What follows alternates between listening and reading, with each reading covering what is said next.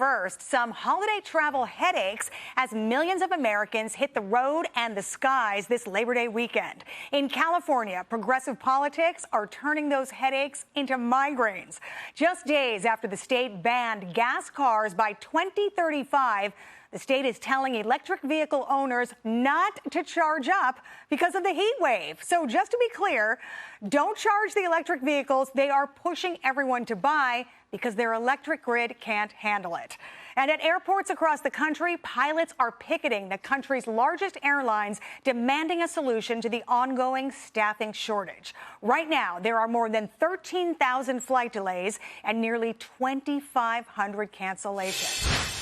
So, guys, I mean, you can only imagine what a real headache, a migraine that is for people, travelers, families across the nation who have had their flight plans interrupted, not only for the travelers, but the families waiting to receive them, right? So this is just going on and on and on, these problems, delays, cancellations, staffing shortages. And how about what's going on in California? The electric grid is really taking a testing. You know, 14% of the grid there is powered by solar power, and it seems not to be holding up so well. Guy, what are the political implications here for Gavin Newsom? Well, you juxtapose the two headlines. What they just passed, this requirement by 2035, no more cars powered by fuel. And then literally, I think it was 6 days later, they put out the edict, actually, please don't charge your electric vehicles, which we're pushing you towards. I know that we're all paid to make points here. Sometimes the point makes itself. This point makes itself. The one other thing I would add is when you look at some of the other things that they're telling Californians to do and not to do to try to keep the electrical grid running, they're saying to set your thermostat at 78 to 80 degrees. Tommy, we were chatting before the show. You're always a little chilly. I'm always a little warm. 78 to 80 and trying to sleep is a nightmare. Welcome to California. Progress. Can you smell the progress? Yeah, we have a graphic on these asks by state officials in California. Let's go ahead and put that up. So this has been put out by the Independent System Operator of California. This is the entity that manages the electrical grid out there. So as Guy said, they're asking people from 4 p.m. to 9 p.m. when the demand is greatest on the grid to please set your thermostat to 78 degrees. Try sleeping at 78 degrees, right? Refrain from using large appliances and refrain from charging that electric car they really want you to get. Tommy? I lived in California for a number of years, so this is not new. Flex alerts happen in California all the time. Yeah. But let's keep in mind, this is supposedly the 5th largest economy of the third world, is what it sure would seem like. People are paying an arm and a leg to live in California. It is unaffordable for most middle-class Americans. But then even when you pay to live there, you pay the taxes, you deal with the regulations, you deal with the liberals, you deal with the virtue signaling, and now you have to sleep in 78 to 80 degrees. You can't charge that electric vehicle they wanted you to buy. They're going to now force you to buy by a certain time. People are paying way too much. They're getting far too little. And what boggles my mind the most about all of this is that they keep voting for Democrats. They keep voting for Democrats that are causing these problems. But another point that we were discussing earlier is they also want people to take public transportation. You know, that'll help ease some of the stress with these electric vehicles and everything else. Well, if anybody's been on public transit in the L.A. area recently or in the last 10 years, you know that's not necessarily a safe place to be. You're next to the drug addicts, the tweakers, people that are half clothed, if that. It's not a safe environment. California, you get what you vote for. Yeah, and people are very reluctant to give up their cars in California. A lot of people just don't want to take public transportation. So, David, you used to host a show on Fox Nation called Reality Check, right? So what is the reality check here for California as you look at this picture? And then you also look at the governor who, you know, I think he wants to run for president one day. You can just see the campaign commercials, right? Right. He wants to follow the success of the current transportation secretary, Pete Buttigieg, when he ran for president. Just replay everything Tommy just said. Now add another component to this. When it comes to public transportation, remember, it's not just private cars.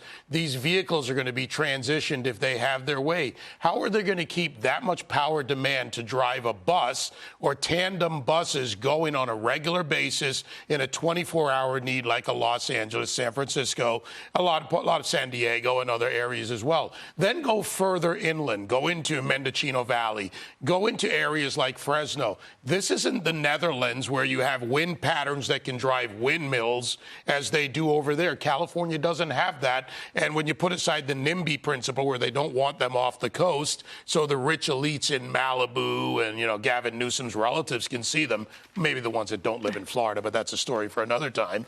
The fact is they can't support this. When you look at energy and take Elon Musk's latest statement that to have a sustainable world, it will, to paraphrase, it will fall under its own weight without oil and gas. That is simply fact. And you need oil and gas to make parts for those electric cars, fossil fuels and all the components of petroleum, the rubber, the various sealants, the various lubricants.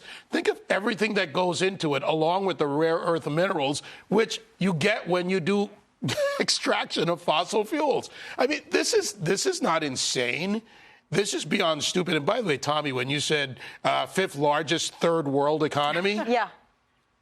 Thank you. I will take some credit on that one. I've been working on that one for a few days now. Well, it's not just California that's having these problems. There's a city in Colorado, I think it's called Arvada, Colorado, where a utility company there, I think it was XL is the name of XL is the name of the company. Look at this, what they put out.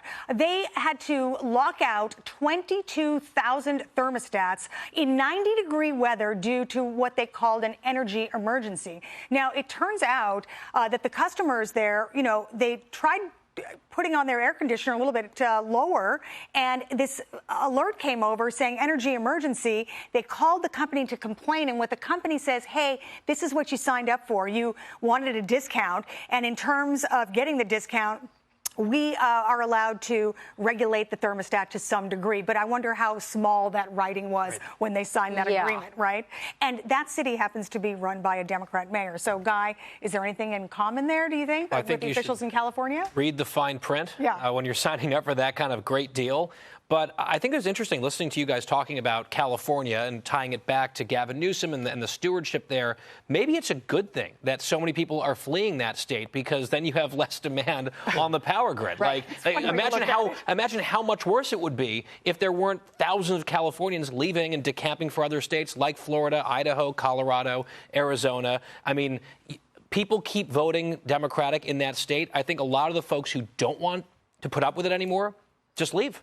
I hear a lot on my daily show on radio from people in California. They call. There are a lot of conservative-minded people. And what I hear are the people who are stuck there as well. Yep. They have family reasons. They have their lives they've built. Look, I don't want to get rid of California. I want to reclaim California from the nutty liberal progressives. It's a beautiful state with immense resources. It needs better forestry management and more.